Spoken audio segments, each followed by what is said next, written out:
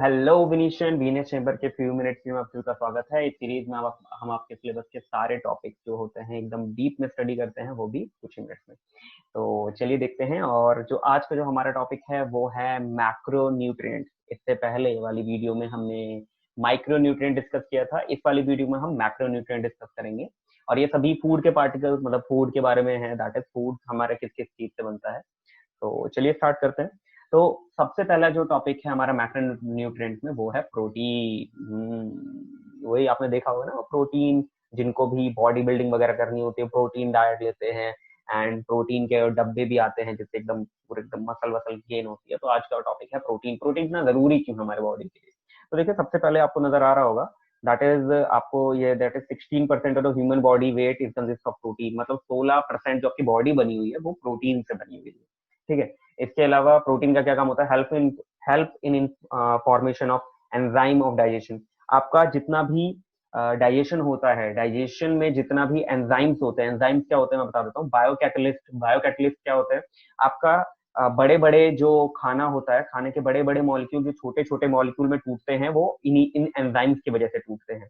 और ये एंजाइम्स किनके बने होते हैं? ये बने होते हैं प्रोटीन के। तो इन शॉर्ट कि आपका जो एंजाइम्स होता है, आपकी जो पूरी डाइजेशन होती है, वो पूरे प्रोटीन से जुड़ी होती है। इसके अलावा एक और चीज हम ये तो हम जानते हैं ऑब्वियसली, मसल बिल्डिंग में काम आता है प्रोटीन। मसल बिल्डिंग में काम आता है। इसके अलावा आपके जो जितने भी हार्मोन्स होते हैं वो बहुत हद तक प्रोटीन से बनते हैं, या फिर प्रोटीन की हेल्प करता है बनने में।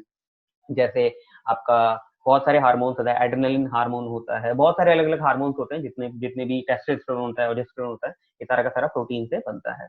चलिए, ये हो गई बात प्रोटीन की। फिर हम बात करते हैं फैट की। फैट में देखिए, ये आपने पोकेमोन देखा होगा बचपन में, हमने बहुत ज्यादा देखा था। बहुत, ये इसका नाम भी आपको पता होगा, स्नोरलैक्स। बहुत ज्यादा सोता रहता है। तो इन शॉर्ट जो जो फैट का काम होता है ना, तो सोने से कुछ खास रिलेशन नहीं होता। फैट का क्या होता है? दैट इज ये फैट का मेन सबसे पहला काम होता है दैट इज अदर न्यूट्रिएंट्स को एब्जॉर्ब करने में काम आता है वो। जैसे जितने भी अदर जितने न्यूट्रिएंट्स होते हैं उनको एब्जॉर्ब, जैसे कैल्शियम है, आयरन है, इन सबको न्यूट्रिएंट्स को एब्जॉर्ब करने में ये हेल्प करता है। इसके अलावा जो सेल बिल्डिंग होती है, सेल बिल्डिंग यानी जो सेल बनती है, नई सेल बनती है, उसके बनने में काफी ज्यादा हेल्प करता है ये। इसके अलावा इंप्रूवमेंट बॉडी मसल मूवमेंट यानी भागने दौड़ने, बॉडी की इन शॉर्ट फ्लेक्सिबिलिटी में जो होता है वो फैट का काफी ज्यादा हाथ होता है। कुछ लोग बोलेंगे अरे सर ये कैसे हो सकता है, फैट तो मोटा करता है, तो फ्लेक्सिबिलिटी कैसे? नहीं, फैट जो होता है जस्ट लाइक फैट, ये समझ लीजिए ऑयली टाइप का सब्सटेंस, जो ऑयली इन नेचर होता है।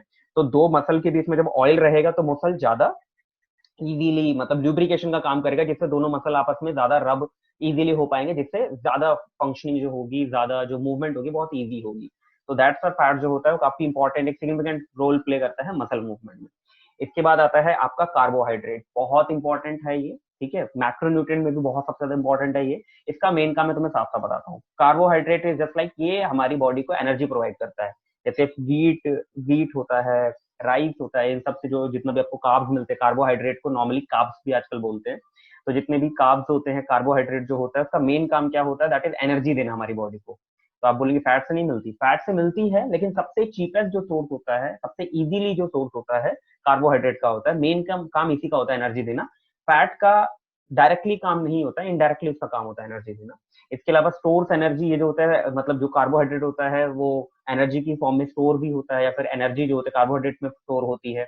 इसके अलावा मैक्रो मॉलिक्यूल्स, जो बड़े बड़े जितने भी मॉलिक्यूल्स होते हैं, इनको बनाने का जो काम होता है वो फैट का, मतलब सॉरी, कार्बोहाइड्रेट का होता है। जितने भी बड़े बड़े मॉलिक्यूल्स होते हैं उनके बनाने में इसका बहुत ज्यादा योगदान होता है।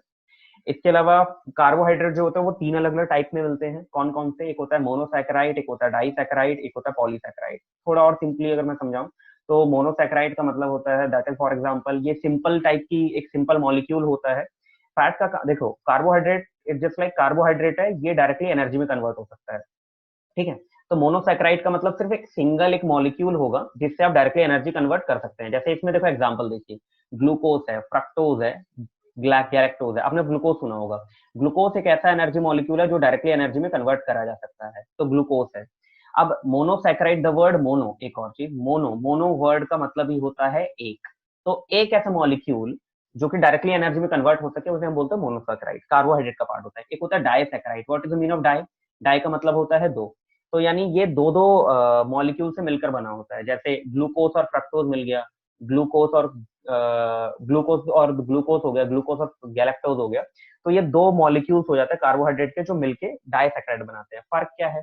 अब देखो डाइसैकेराइड से एनर्जी लेने के लिए क्या करना पड़ेगा, इसमें सबसे पहले तो ये जो इन दोनों को अलग अलग करना पड़ेगा, दैट इज इन दोनों को ही एक एक मॉलिक्यूल में तोड़ना पड़ेगा और उसके बाद इससे एनर्जी ले पाएंगे। तो यानी इससे इसे सबसे पहले इसे तो इसके ऊपर खुद एनर्जी खर्च करनी पड़ेगी इस एनर्जी लेने के लिए, और उसके बाद इससे एनर्जी मिलेगी। समझ रहे हैं? मतलब ये अंगूर नहीं है जो तुम उठाया एंड देन खा लिया, ये कोकोनट है, इसे तोड़ो, तोड़ो और उसके बाद इससे एनर्जी निकालो, ठीक है। उसके बाद फिर है polysaccharide. Poly, the word poly का मतलब होता है, आप समझ लीजिए चेन। तो पॉलीसेकेराइड का मतलब ये पूरा कॉम्बिनेशन, आप देख सकते हो इतने सारे मॉलिक्यूल एकदम आपस में घिसे पिसे पड़े हुए हैं। तो ये एक लंबी लंबी चेन्स होती है कार्बोहाइड्रेट के छोटे छोटे मॉलिक्यूल्स की, जिसमें जिसमें स्टार्च आते हैं, फाइबर आते हैं, ग्लाइकोजन आता है। फाइबर आपने सुने होंगे, फाइबर अच्छे होते हैं, बट फाइबर हमारी बॉडी में डाइजेस्ट नहीं होते, इनका कुछ और काम होता है। स्टार्च आपने सुना होगा, आलू के अंदर मिलता है। तो देखिए इसमें तो आप देखिए कि इनमें से इससे एनर्जी निकालने के लिए कितनी मेहनत करनी पड़ती होगी। सबसे पहले तो इसमें हर एक कार्बोहाइड्रेट के उसको अलग अलग करो, उसके बाद इससे एनर्जी निकालो। तो ये समझ लीजिए कि जितना ज्यादा आप नीचे आते जाएंगे उतना इनके ऊपर पहले बॉडी एनर्जी लगाती है इन्हें अलग करने में, उसके बाद इससे एनर्जी मिलती है। समझ में आ रहा है?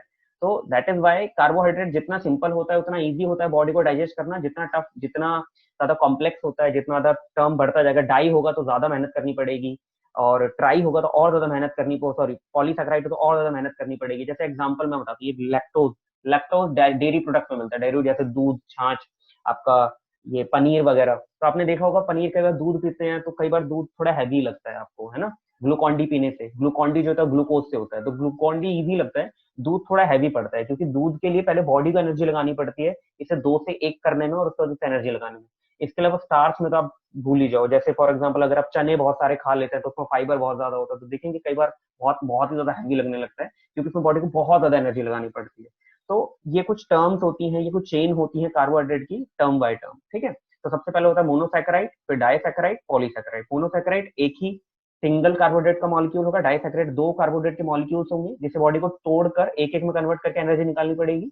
पॉलीसैकेराइड में बहुत सारे कार्बोहाइड्रेट के मॉलिक्यूल्स होंगे, मतलब इन शॉर्ट बहुत सारे छोटे छोटे मॉलिक्यूल्स होंगे, जिसमें बॉडी को हर एक को अलग करना पड़ेगा, तब जाकर उसे एनर्जी ले पाएंगे। एंड ये था हमारा कार्बोहाइड्रेट खत्म। अब लास्ट एक मैक्रोन्यूट्रिएंट है, बहुत सारे लोग इसे कंसीडर नहीं करते, बट मैं कंसीडर करूंगा, दैट इज वाटर। वाटर बहुत इंपॉर्टेंट है, मतलब इसके बगैर 60% हमारी बॉडी जो है वो पानी से बनी हुई है, जिसमें से 90% हमारा जो ब्लड है वो भी पानी से बना हुआ है। तो समझ सकते हैं कितना ज्यादा इंपॉर्टेंट है, और पानी तो आप जानते हैं कितना ज्यादा इंपॉर्टेंट है। इसके अलावा काम क्या क्या होता है, बहुत सारे काम होता है, हमारे बॉडी का टेम्परेचर रेगुलेट करना, हमारा सलाइवा इससे बनता है, हमारा वेस्ट जो होता है वो इससे एक्सक्रीट होता है। तो वाटर वाटर तो बहुत ही ज्यादा इंपॉर्टेंट है। तो ये थे हमारे मैक्रोन्यूट्रिएंट। सबसे पहले हमने प्रोटीन पढ़ा, फिर हमने फैट पढ़ा, फिर हमने कार्बोहाइड्रेट पढ़ा, और लास्ट में हमने वाटर पढ़ा। चलो, प्रोटीन का काम होता है एंजाइम्स वगैरह बनाना, फैट का काम होता है अदर न्यूट्रिएंट्स को एब्जॉर्ब करवाना, एंड दो मसल्स के बीच में लुब्रिकेशन देना। कार्बोहाइड्रेट का काम होता है एनर्जी देना, और वाटर का तो हम काम जानते ही हैं, दैट इज बॉडी में टेम्परेचर रेगुलेट करना, सलाइवा एंड समथिंग, सारी चीजें। तो चलिए, ये सारे थे हमारे मैक्रोन्यूट्रिएंट्स। आशा है आपको समझ में आया होगा।